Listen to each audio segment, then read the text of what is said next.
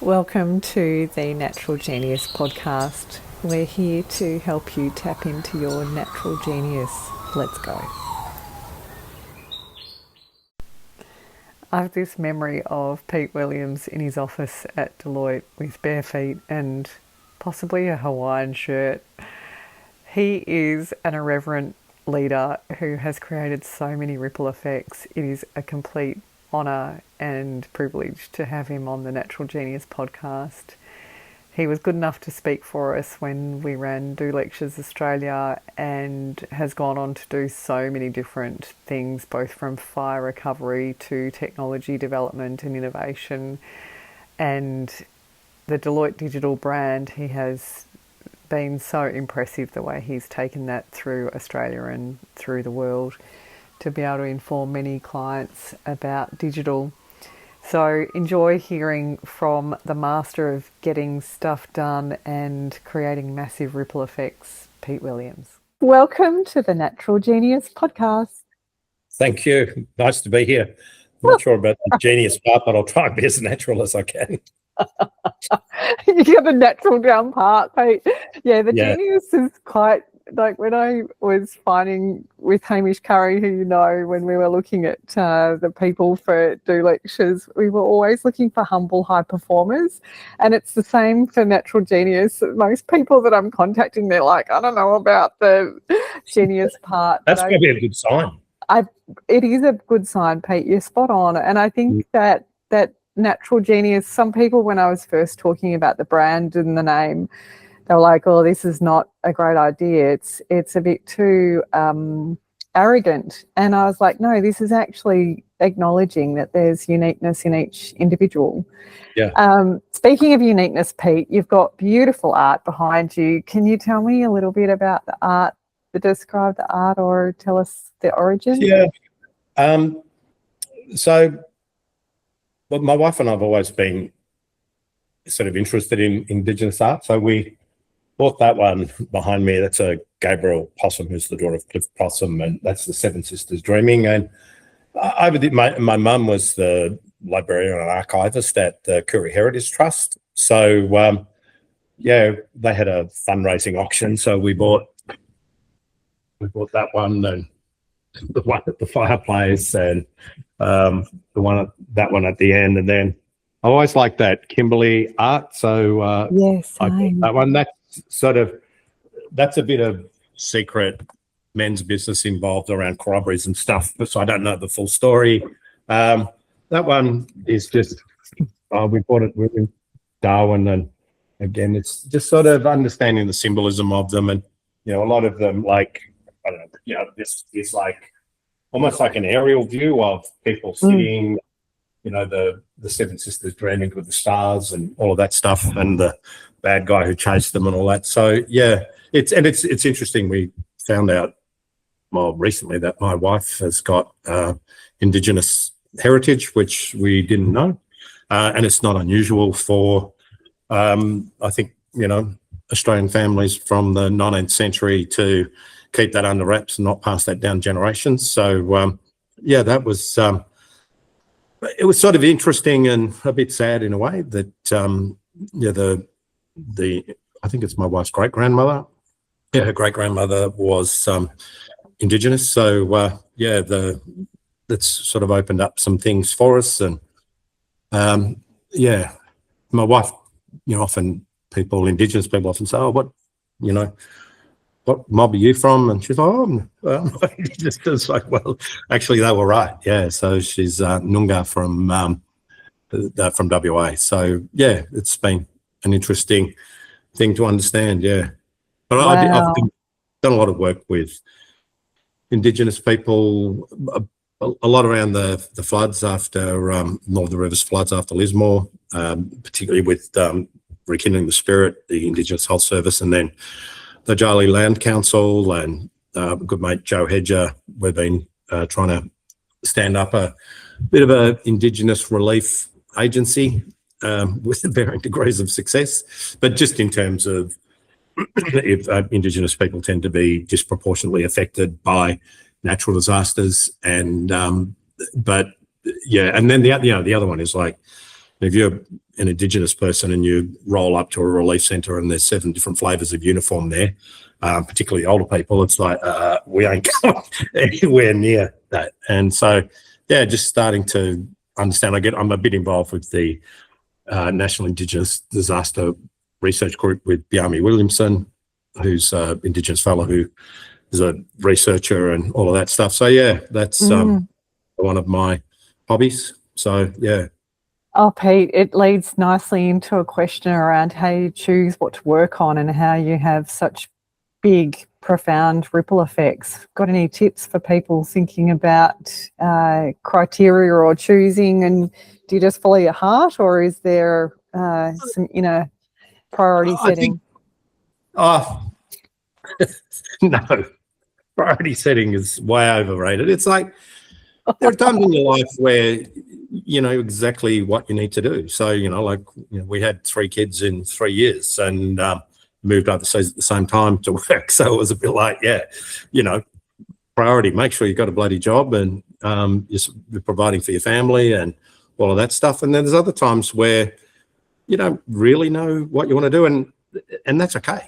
It's like, my introduction to natural disasters was Black Saturday, where my 2 of my family members got burnt out on that day. And what was that, February the 7th, 2009. And I was actually a bit, I'd had a major panic attack the day before, so I was incapacitated. And, I suffer, depression and anxiety. So I was like, I'm sort of, curled up on a ball in a fetal position, sort of shaking. And then suddenly it's a 49-degree day and 100 km/h wind. And, I was watching the fires and saw actually on Twitter that, which I don't use anymore, but really.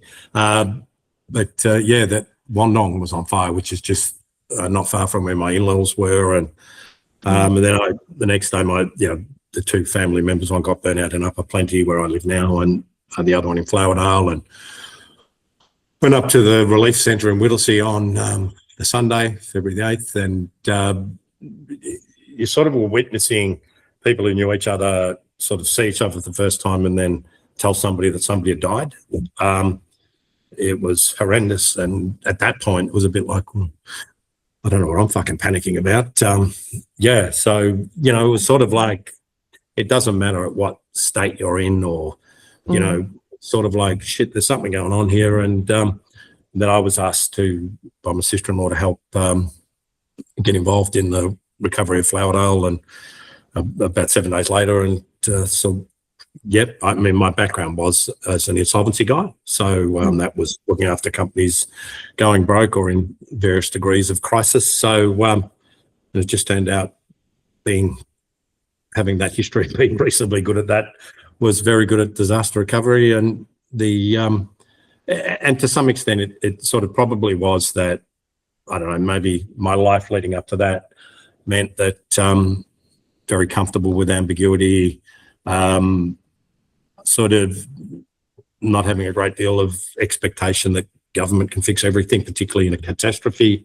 It just turned out. And then we had a guy called Bob Dixon. He was the mayor of Greensburg in Kansas. They got pretty much wiped out in 2007.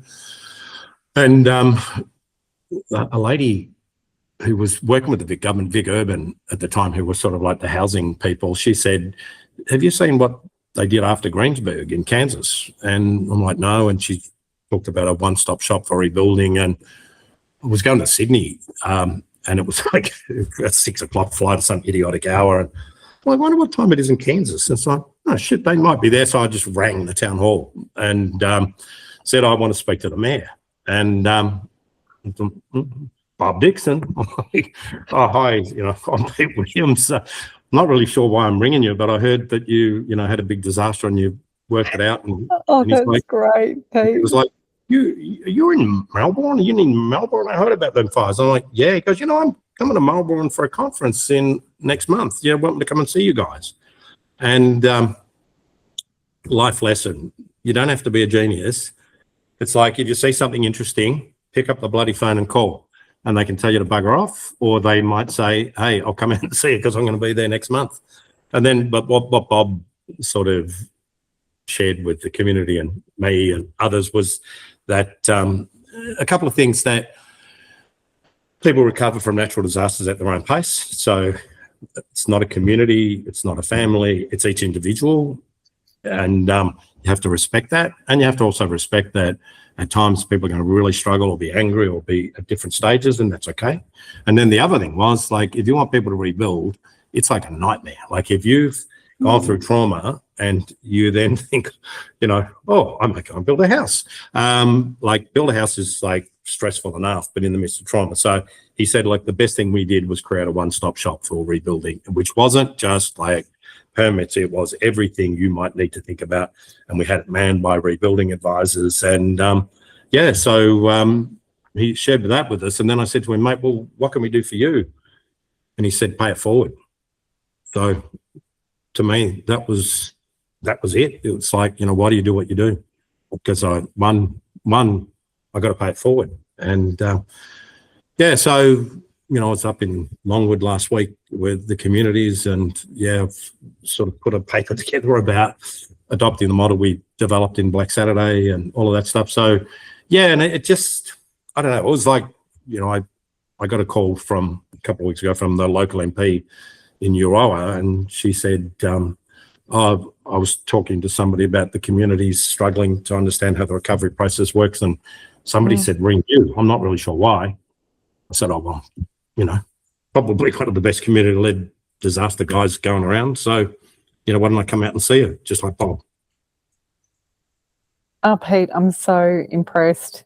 Do you ever reflect on, I hope you don't mind me asking, but that panic attack the day before, do you ever reflect on that, the impact of that, or for you personally, like whether you got a sense of what might have been coming or how that helps you to understand people's trauma? No, it was more, I think, you know, I was under a lot of pressure with work, and it was, you know, at the back end of the global financial crisis, and, you know, and I'm trying to stand up a digital services, not so much the Deloitte Digital as the, you know, building large scale web and mobile stuff, but more how do we deliver services online was the new world I was moving into. So I felt a bit unstable about that, and I don't know, it just sort of hit me. And again, you never quite know why these things happen. And so it wasn't a. Thanks, Pete. I mean, it wasn't a portent of disaster. I mean, we sort of knew that if you had, it was an out of category day with 49 years and 100K wins, and sort of any spark was going to set it up. And so it wasn't so much that. I think it was just more the sort of style of the stage of, you know, the society life uncertainty, and then bang, and then it was like, whoa, that was a jolt that said to me, you've got to get up and move on. And Pete, can I ask you, amongst the insolvency staff, having children, all the community work, the different businesses that you've been part of, both the innovation and also helping them to grow, and that you've consulted to the keynotes, what are you most proud of these days? I'm actually more proud of the achievements of the people that I've worked with and the things that they've done around me and gone on to do. It's I get more of a buzz out of that, and, you know, sometimes hoping, oh, maybe I made a contribution. And some of them sometimes say, oh, you know, I still say, what would Pete have said, or what would Pete have done, or if this happened, what would Pete do? Which often is different to what others would do. But so I it's those sort of things. So I think it's more, I'm not into sort of pride, or, you know, when someone says, what makes you proud? Oh, shit, I don't know. It's sort of, maybe it's not, I'm not wired for that sort of thing. I like getting acknowledgement, but so it's, do you think you're more driven to get stuff done, Pete? You still haven't slowed down necessarily in terms of wanting to see things happen? Oh, no, I don't think I can't stand bureaucracy and bullshit and, you know, weasel words and all that consulting speak and stuff. It's like, it just gives you the shits. It's like, you know, what do we need to do? So it's like, Lighthouse International that I'm on the board of. It's, Jack, if you ever want someone to do a podcast, get him. He's like, Yes, he should be Prime Minister. Whoa. I know, it's like, he said, Great, Pete. I'll totally send you messages to get you to.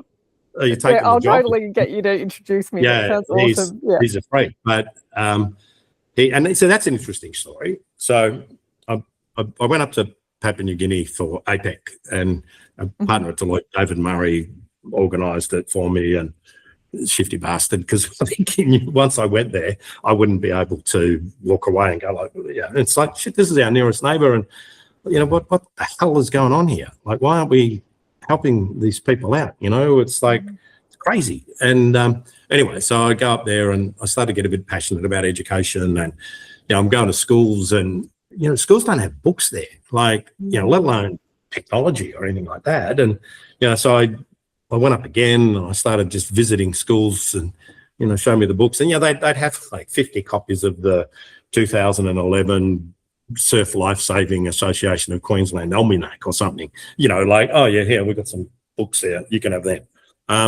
And I just started thinking about, how in this digital age, how could we really leapfrog?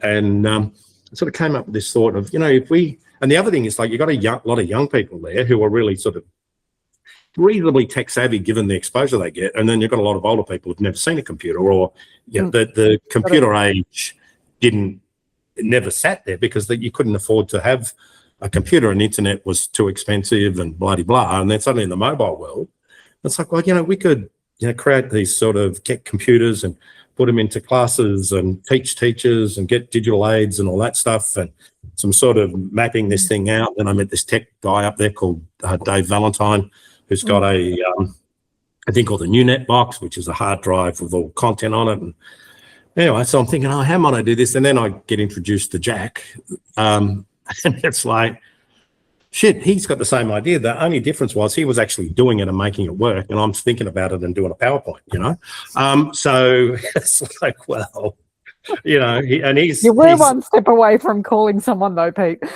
Yeah, but it was a bit like, well, what happened? No, what happened, I nominated somebody else for an AMP Tomorrow's Hero Award, and from the AMP Foundation. Oh, what else are you working on? And, having a bit of a chat as you do. And, there's this young guy who, I said, I'm interested in education in Papua New Guinea. So, well, do you know Jack Growden?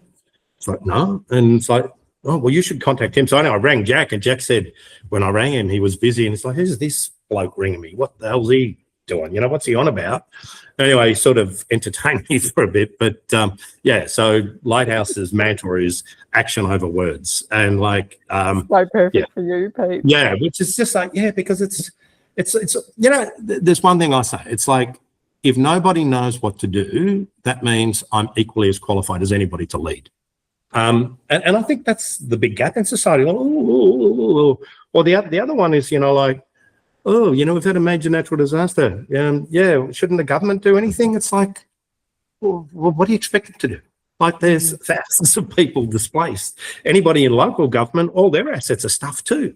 We got to learn to own things and take ownership. And it's like, you don't need to be empowered by somebody. Sometimes where there's a void, sometimes you just got to step into it and say, well, try something. And then, I think that's the other thing the insolvency work teaches you is like, hey, you go into some joint, the management is showing the door and you're sitting there like, okay, I got to run this joint now and it's in deep shit. Well, I better do something. Okay, what are we going to do? But you can't fall in love with the decision you make because you might be wrong because you're not working off the full knowledge. We need the data. Well, do you really?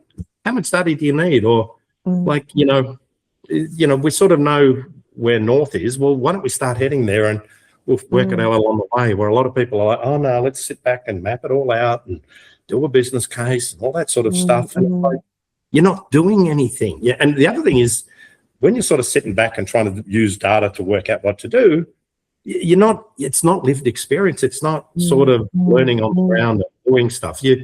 Because, whatever you do on a whiteboard is like, hey, we think the world works like this, but then you hit the ground, we thought about it, but we've learned a lot and we change as we go.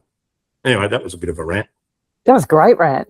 Hey, Pete, so if we overlay AI into that topic, then are you excited that AI might get people doing more, or do you think that it's going to distract them for a bit? What do you foresee for the next little bit? Because I do wonder if it's going to hyper-focus people into what they're good at. I think I'll put it in terms of history. So if I go back to when I was at school and started work, information was about place. I had to go to the office because all the files were in the office. If I wanted a book, I had to go to a library. If I wanted a newspaper, I had to go to the newsagent. If I wanted a video that wasn't on broadcast TV in a fixed model, I had to go to the video store. Like, it was all place-based. And then I might have a network or knowledge base based upon, hey, doesn't this person know about this stuff? So yeah, information was, very localized and depended on where I was to be able to find out anything. Then the internet comes along. And so 1993, I'm working in the UK and I start hearing about information superhighway. What does that mean? And then the internet and all this stuff. I was like, the World Wide Web. And I'm like, what does any of this shit mean? So I lived in Brighton down the south, and I caught the train into London, Victoria, and I was early for maybe one of the few times in my life. And so I walk out of the station, and there's this thing that says internet here. Cool. So, well, show me the internet. And so I didn't know what he was going to show me, but show me, pulls the computer, and there's this thing called a browser, and now we can look and find stuff that's, well, where's it coming from? Oh, it can come from any other server in the world where the information's stored. Oh, shit, that's cool. Who owns it? Nobody owns it. What do you mean nobody owns it? It's like, well, it's just like a protocol that anybody can publish as long as they follow the protocol. Bullshit. No, it's true. It's okay. And then anyway, I start looking a bit more. It's like, shit, this is going to change everything, isn't it? And the guy goes, yeah, I reckon. And then December 2022, my daughter-in-law shows me, hey, have you seen this thing, ChatGPT? I said, oh, no, not really. And starts showing me shit. I'm like, fuck. This is bigger than the impact that knowledge and information had than the internet, because I can get the information, knowledge in the context that I need it, in the language that I speak, in the words that I want.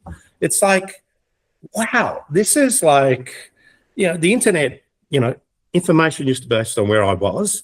The internet meant get what I wanted, but only in the form that it was published. This means like, wow, I've got like the smartest knowledge base that I can converse with, and we can just do all sorts of shit with it.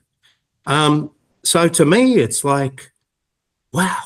This has given me a level of superpower, and as these systems develop, that's the models. Yeah, models are one thing. Systems are bigger than the models.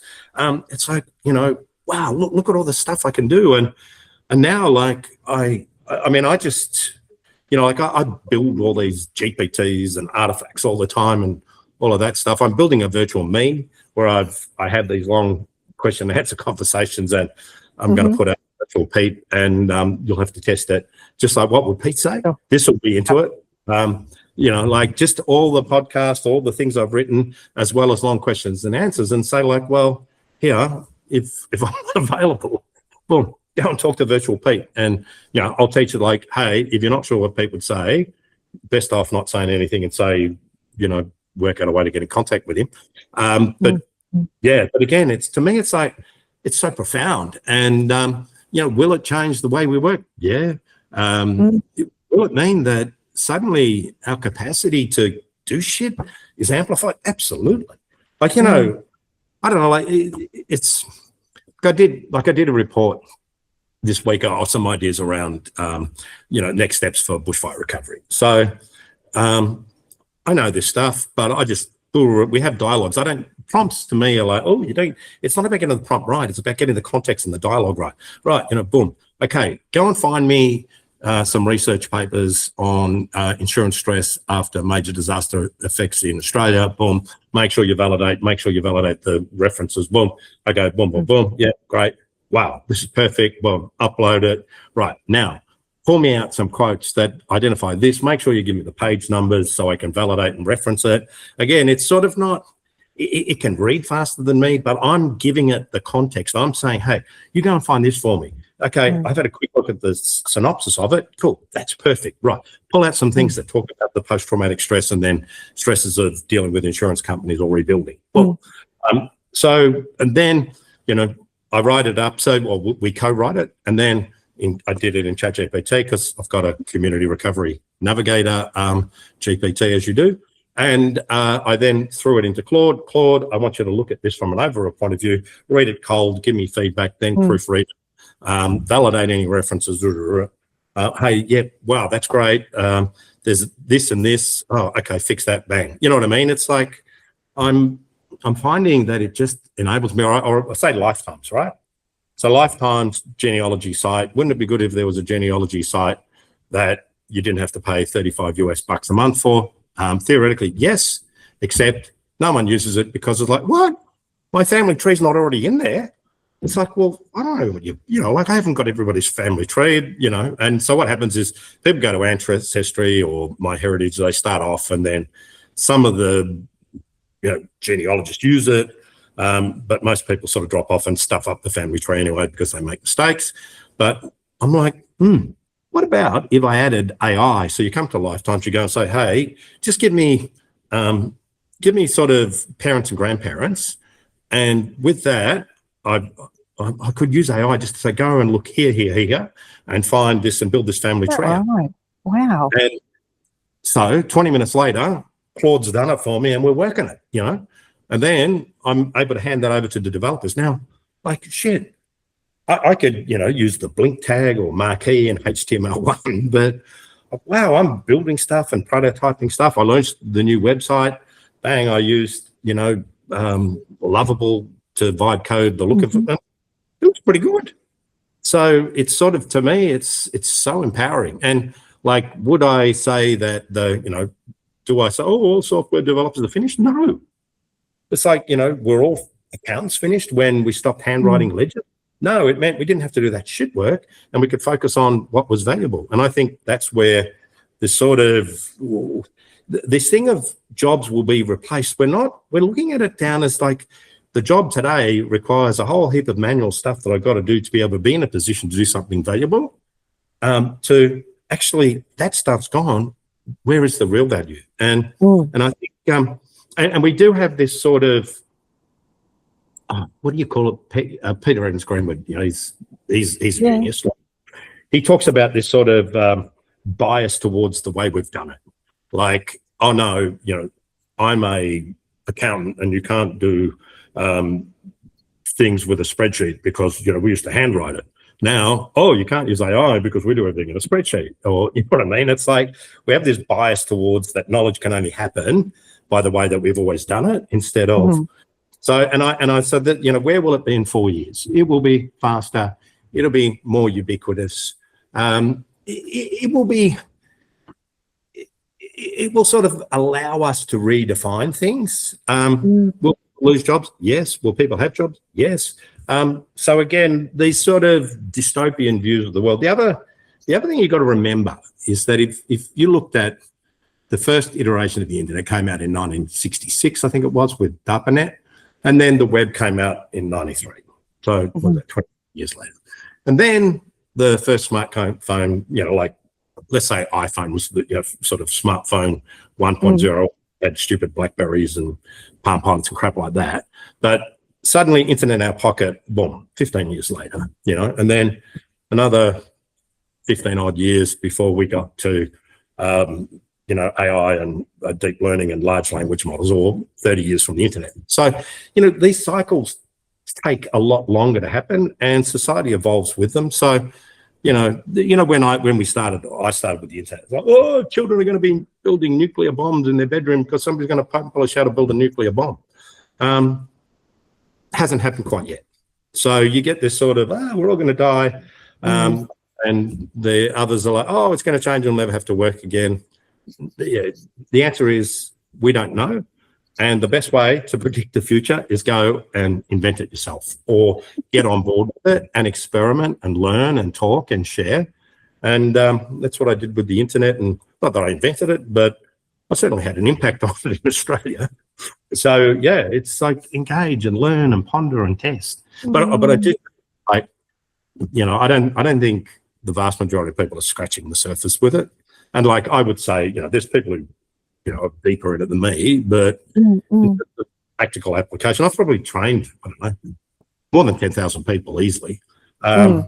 And, you know, just teaching some of the basics of prompting. They think I'm, you know, Steve Jobs or Elon Musk or something. Like, whoa, geez, I didn't know you could do that. It's like, oh, I did one yesterday with somebody, and it's like, oh my God. And I'm like, that's like that bit of it. We haven't got to that bit yet.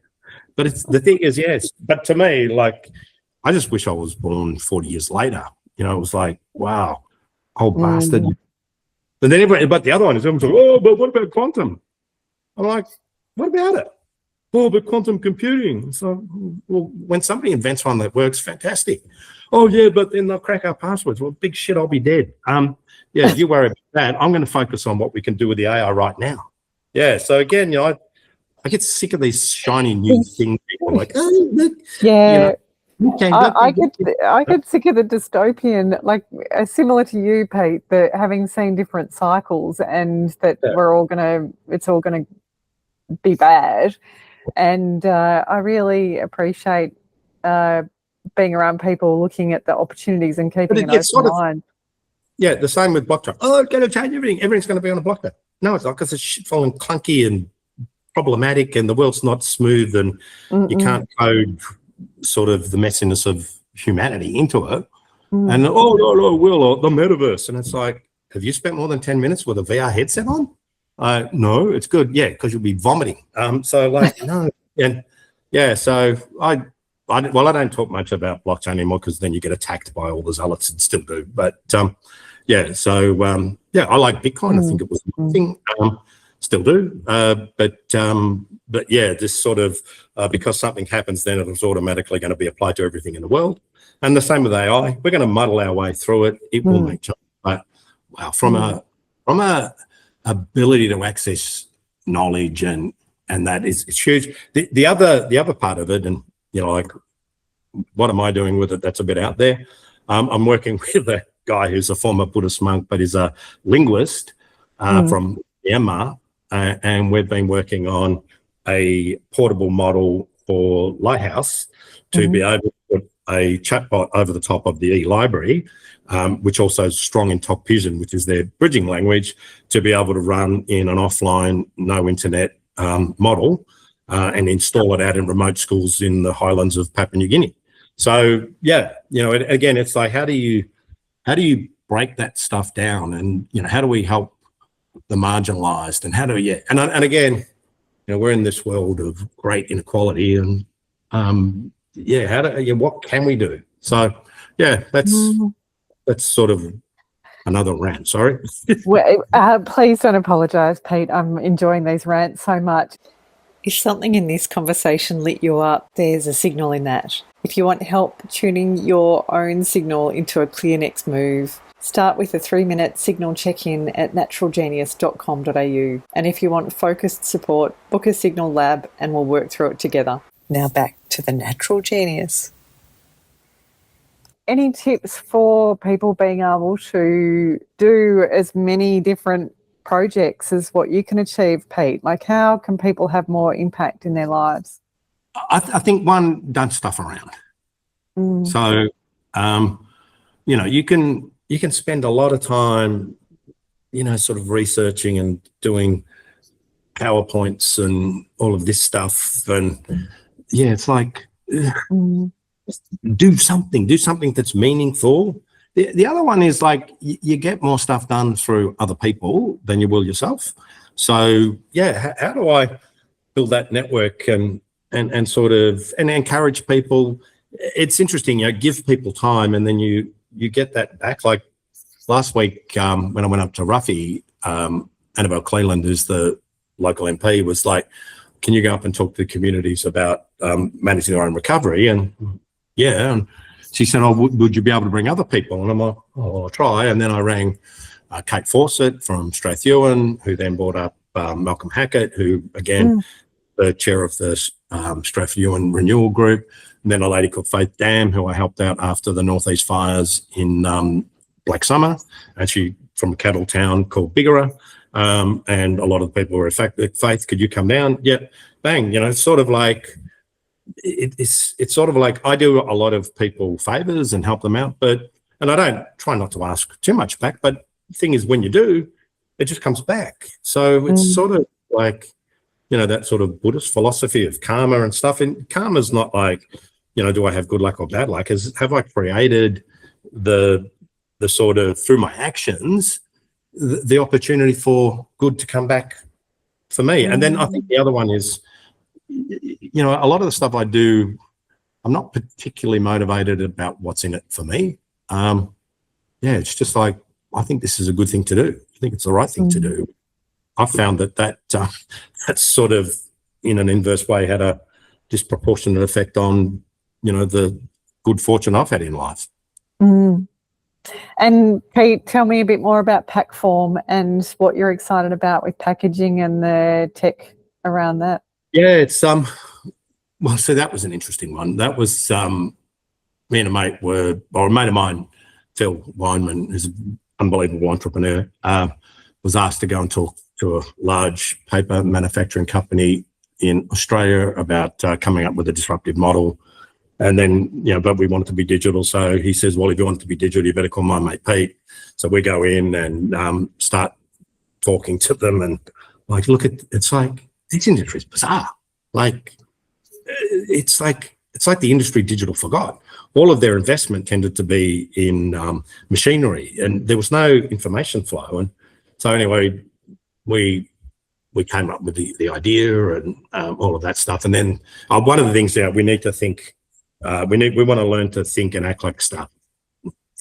So first, startups, no PowerPoints, we do prototypes. No Excel, we do experiments.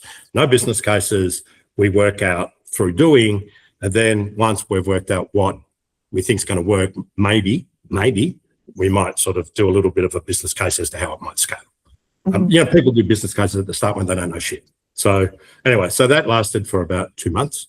And then it's like, we need a business case. It's like, you don't remember no Excel, no PowerPoint. No, we need a business case. Why? Oh, well, because anyway, it was like, you guys are too hard to deal with, which I think was me, because I think I was just, a bit hyper, move a bit faster, not playing by the rules. Anyway, they said, look, we're going to terminate the arrangement. And then we said, well, if that's cool, but do you mind if we keep pursuing this idea? No. What are you guys going to do? Anyway, that's where Packform started. And really, great conception story. Yeah. And then it was just a bit like looking at it, and we teamed up with a guy who was a sales rep, and he just told us like the nightmare of life working in packaging. And if you think of, think of a bottle of wine. So you got the bottle, you got the labels, you got the cap, you've got cardboard inside, the inserts, then you've got a box, which is custom, then you've got tapes, then you've got pallets, and you've got wraps. Well, pretty much every one of those items, other than maybe the inserts in the corrugated box, come from a different supplier. And you want to get, I want to ship 10,000 cases of this wine. Like, where's this, where's that, and quotes, and and it's just a shit show. And we were like, well, can't we do that easier? And then you find, in the distributors, you can only sell stuff from these suppliers, and you can't get this, and if they don't have it, we're like, well, why don't we open it up? And so, interestingly enough, we focused on the sales rep experience, because if we could make the sales rep experience easier, we could make the customers' experience easier, we could make the suppliers' experience easier. The other thing is, we looked at it and we go like, well, one, Australia's it's a consolidated market. There's not a lot of competition, so let's go in the US. And then the other thing was, I don't think we own a box, or if we do, it's probably to move some papers around or something, but there's not much paper. So no stock, no warehouses, no trucks, no logistics. There's heaps of that. No machinery, all of that. What there isn't is transparency and information flow and speed.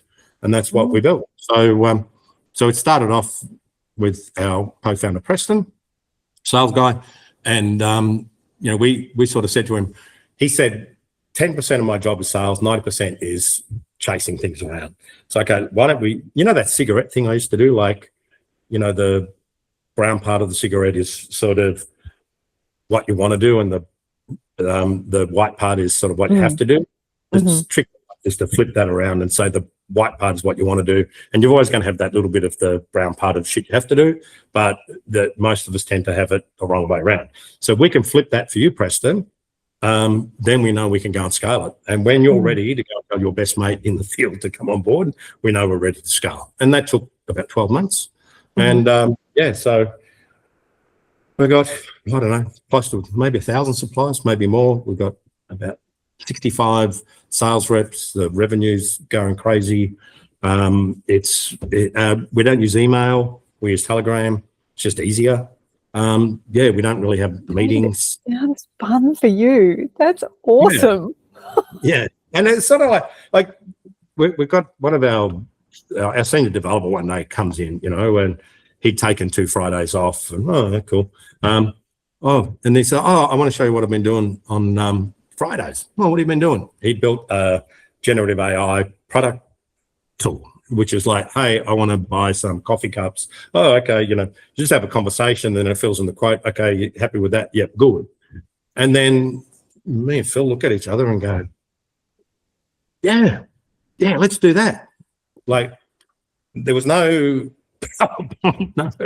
It's like, let's just, it's almost like staff member says, you know, I'm going to put a bit of time into this because I'm thinking about it. And then that's meant that suddenly we're starting to sort of just be AI led on everything. But again, it's not coming from the great strategic boardroom. It's just like, this is it's a pain in the ass. Let's say somebody wants to buy something, we don't have a supplier. AI can find that. Let's say we want to import a whole heap of SKUs or, you know, product items. AI can help us do that. You know, it's just sort of, and our dev team releases pretty much every week. So they're really fast. It's just it's sort of like when you work with clients, you know, sort of like, when you run your own show, it's a bit like I can actually implement the stuff I want without having to rely on other people to say, oh, well, we've got to, you know, and it also means there's low politics. So I don't do a lot with that. I probably do, I don't know, a day a week, mainly around the marketing and all that stuff. But yeah, so I work 2 days a week at Deloitte doing, you know, innovation and futurist stuff and, you know, trying to change business models and all that. Then I do Packform, say, a day a week, and then volunteer and charitable. I'm the president of my local Landcare group as well now. So yeah, that was my wife. We went to a Landcare meeting and my wife put a hand up to be treasurer, and I'm like, what? And then because I'm there sitting there like, oh, who wants to be in the committee? I'm just like looking down, no. And then it was like, oh, but you know, we need to think of raising more money. It's like, well, before you think of that, well, what do you want? Oh, because they used to just sort of think, oh, there's a grant, let's go for the grant. I'm like, no, work out what we want and then we go and get it. Oh, okay. And then, who's going to write the grants? Oh, I put a ChatGPT grant writer for things. Next thing, we've suddenly got all these grants, and we've got all this equipment, and we've got bloody, you know, we've got some guy coming down from New South Wales who's putting hollows in trees to restore habitat, and nest box workshops and rabbit control and weed control and planting thousands of trees. And then it was a bit like, can you be the president now? Okay, ChatGPT can help me. Yeah. So that's how you have more impact. It's like, one, you know, avoid trying to do anything. Understand where you add value and pull out where you don't. And I think that's the other one. It's like, get hands-on when you need to, but don't always feel that you have to be hands-on, you know. So I find I nudge things a lot, you know, like, why don't we do this? Or, oh, that's a pain in the ass. Here's how you could do that better. So, yeah. A career of nudging, Pete. Yeah. Oh, sometimes you've got to be, like I say to people, you know, when you're leading something, sometimes you've got to stand in the front and go forward and then look over your shoulder like, come on, you buggers, come with me. Or the other one is like, oh, but we're worried to cross the line, you know. Some of the young guys go, oh, yeah, we're worried to cross the line. It's like, do you ever think that you could go across the line further than I could? No. It's like, well, what are you worried about? You know, like, yeah, just move forward. Other times you'll be working side by side, and other times you're behind, like, you know, pushing. Yeah, I thought you were going to say So, that. yeah, so it's a bit like understanding in the early stages, oftentimes you're going to have to lead by doing. Other times it's just sort of be there on the side as the guide on the side. And other times it's a bit like, you know what? I don't need to be doing this shit anymore. You're more than capable of doing it. So, and you know what to do. So just, yeah, back yourself. And that's how, yeah, I suppose it's empowering people to back themselves. And I think the other one is that notion of, a lot of people say to me that the way I look at them or talk to them about themselves gives them a perspective that they haven't seen in themselves. And then that then sort of gives them the self-permission almost to say, well, wow, I never thought of myself that way. And yeah, and then, you know, sort of maybe that's the thing I'm most proud of. Oh, Pete, I love that for you.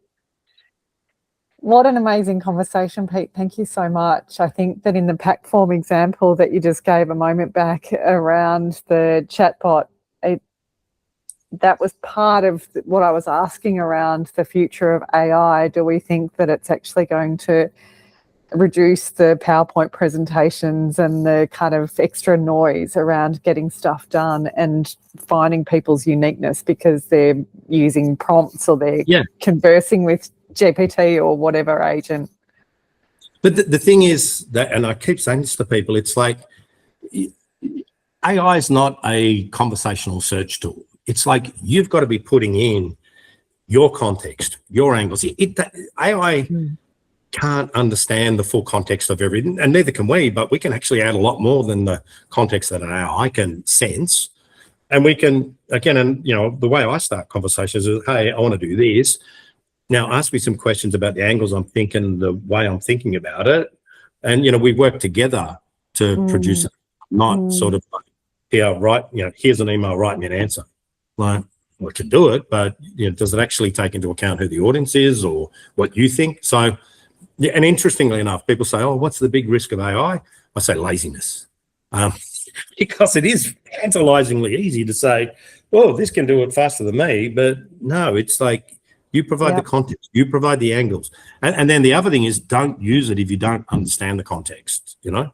It's like put the work in to read stuff, to have a view, and then you can get value from it. But if you're just saying, yeah, answer this, well, you'll get an answer, but, you know, it'll be the negation of the average. Yeah.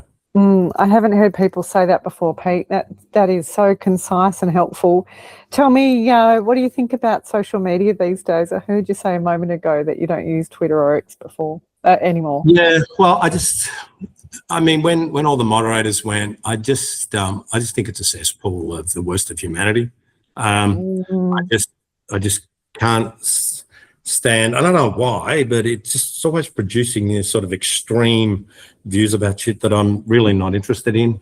You know, Facebook, yeah, that was good when it started, but now if you look at Facebook, I get like 15 things that I'm not interested in and one thing from somebody I follow. Instagram. Yeah, Cory Doctorow wrote a paper called The Enshittification of Social Media, where it sort of starts off, hey, it's connecting us and we're sharing, to actually the way to make money is put stuff in front of you that we want you to see, not stuff that you necessarily want to see. And yeah, so so again, I'm actually seeing more sort of group stuff, like, you know, you have a family group on WhatsApp or Messenger or whatever, and yeah, it's sort of broken down into clicks and what it could have been and what it used to be to what it is today. Yeah, I don't know. And you know, TikTok and all that stuff, again, you know, it becomes very politicized, and you know, I don't look good in a bikini doing dances to the Macarena or anything, so I haven't quite got there yet. And yeah, it's just like it's not I mean, LinkedIn can be a bit of a, you know, oh, look at me, but it's reasonably effective for, you know, sharing what but yeah, I'm not big on it anymore. Yeah, I hear you, Pete. I think that WhatsApp is very much what you've observed is what I'm seeing as well. I want to be respectful of your time, Pete. Is there anything else that you want to talk to that we haven't covered?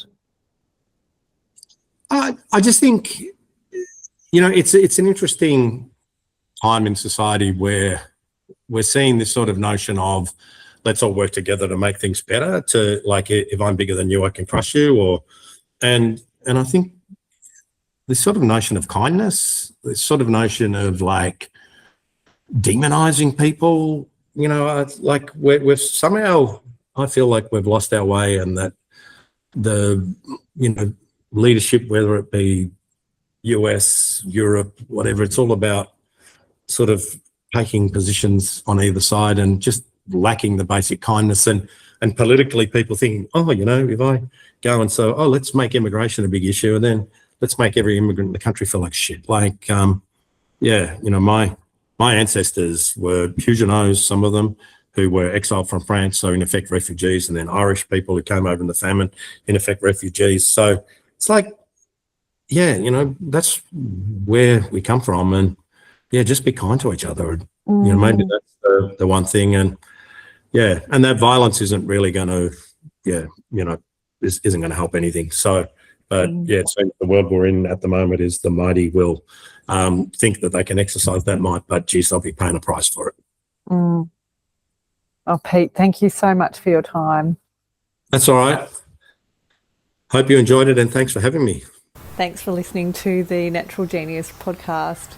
Please share this with anyone who came to mind, and visit us at naturalgenius.com.au. Thanks so much.